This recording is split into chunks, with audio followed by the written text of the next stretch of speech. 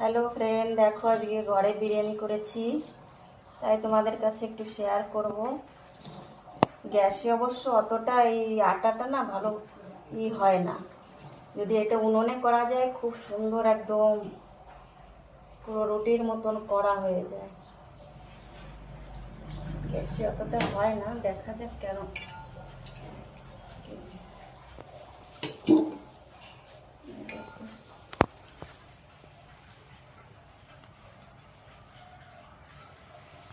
দেখি দিয়ে